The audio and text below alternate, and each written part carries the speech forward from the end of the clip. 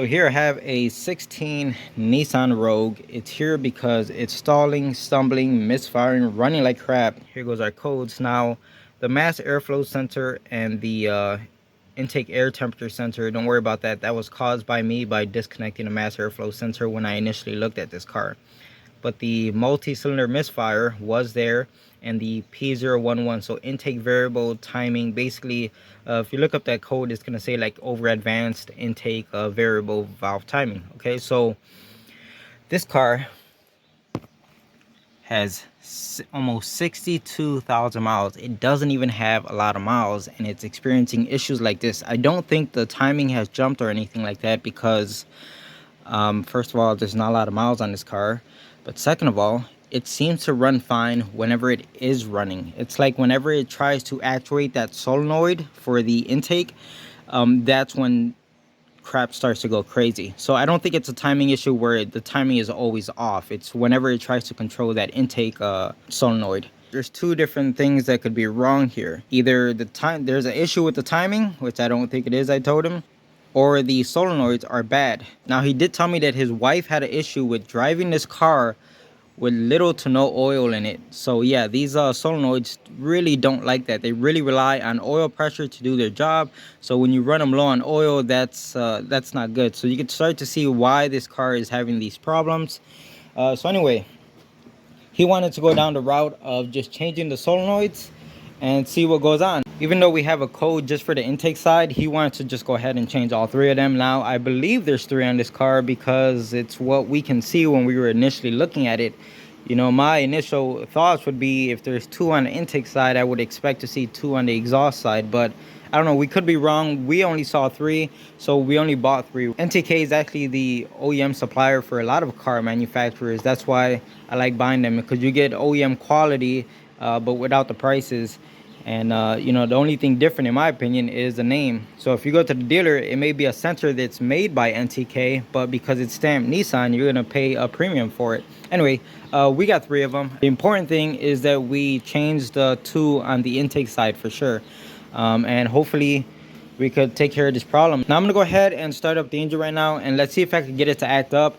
I had it running when I pulled it in here, and it's already shut off on me 3 times. Okay, so let's see if we can replicate it one more time. All right, so I just started it up right now. I could already feel the engine starting to stumble. And there it goes. Okay, so at the same time, I'm here looking at the scanner, the intake side and the exhaust. And right before the engine turned off on me, I saw that intake solenoid jump up to like 60 something percent. The exhaust side stood at 0, the intake jumped up to 60 something percent, and the engine just turned off. Shut this turd off, and let's just go ahead and slap those parts on it and cross our fingers that it actually fixes it for the owner's sake. All right, so I got the 3 solenoids out, 2 intake, and yeah, I only saw 1 on the exhaust unless I'm missing something. So that's it. The numbers are the ohm test. You can see they are very close. 7.5. This is the upper intake, lower intake, and exhaust. 7.5, 7.7, 7.9. And when I went ahead and tested the brand new part, we got an ohm reading of 7.6. Okay, so take that with a grain of salt, whatever you want. All the numbers look really close to me, and I don't see anything like wedged or jammed inside of any of the solenoids.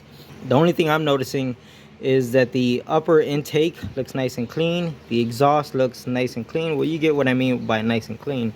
But the lower intake, see all this corrosion that's building up on it? It's the only one that's like that. Lower intake. So I don't know if there's something wrong internally. Maybe it isn't actuating. We could put power to these and see if they all move the same, but who knows. Anyway, these things were an absolute nightmare to get out of here. You can see I had to remove this engine mount and just kind of get it out the way. I can't completely remove it. It's almost, it seems like a pain in the butt to get it out of here. So all I did was push it aside so I could have enough space to work right here. And I'm lifting the engine from the oil pan. I got a block of wood underneath the oil pan, lifting it up as much as I can without stressing anything. Now, as far as the bolts for those solenoids, the only way I was able to get to the exhaust and the lower intake is from underneath the car. You could go ahead and take off a wheel if you want. You can see I got all my extensions right here. And if you go straight up from here with all your extensions, you could get to the bolts of the solenoids from here. Sure, it's a pain in the butt, but it does work. All the solenoids look to be identical. I don't see any difference in them at all. Connectors are the same, dimensions are the same, everything looks spot on. So we got 3 new ones. Let's go ahead and pop them in. So I managed to get one of the solenoids in, and I decided to look at these old ones very closely, and then I did notice a difference between them. Not as far as like the parts being different, they're all identical like I said, but I am seeing the actual problem here. And this is really nice whenever you're working on a car. It's nice to see the actual problem, and then you know for a fact it's going to be fixed. The first thing that drew my attention is with the brand new one, and it's completely off state. Obviously it's not connected.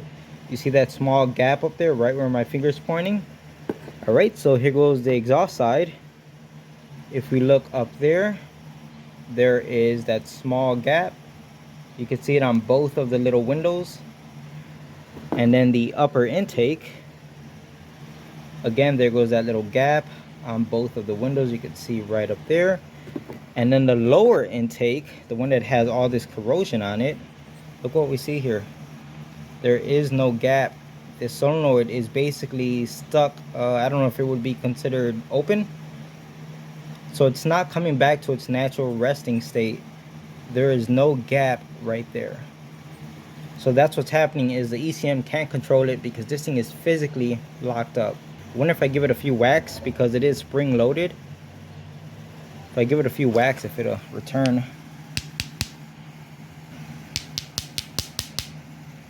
Nope, and it still is not coming back to normal.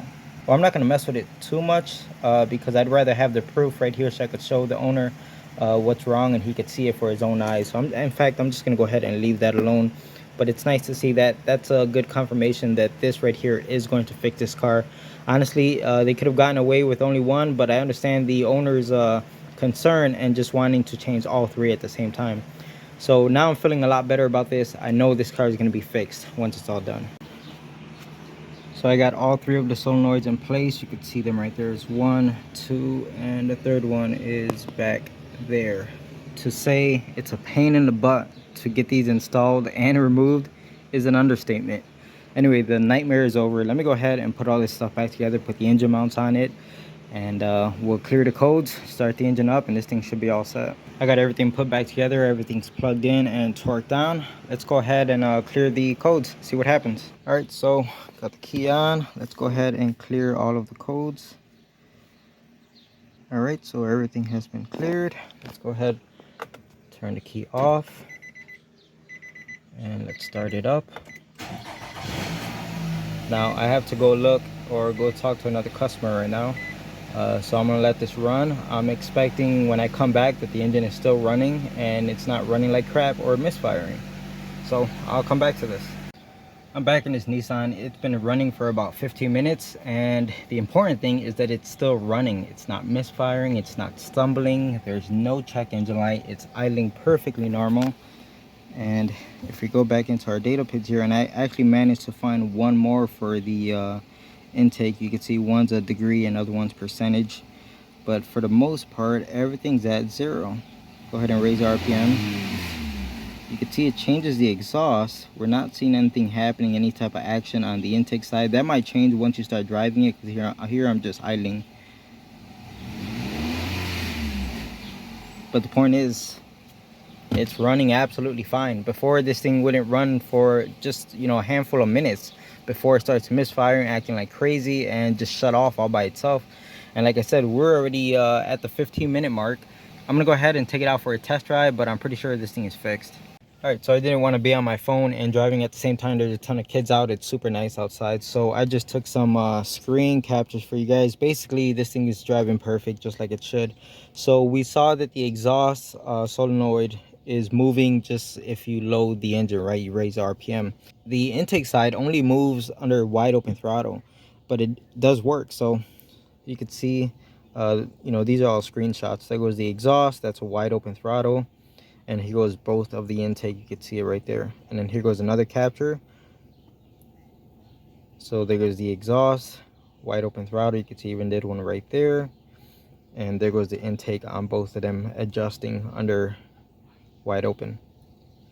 Now I know I just said that there's kids out, and now I'm telling you I was wide open throttle. No, I made sure I was in an area where I didn't see anyone around, and it was very short. You could see how short these wide open throttles were. So I wasn't flooring it. I wasn't speeding or going crazy or anything like that. I just wanted to prove that the intake solenoids are moving and that they're working. This thing is running like a top. So I called the owner. He could come pick it up. He's really happy that there's no actual timing problems going on with this engine. And that's it for this one, guys.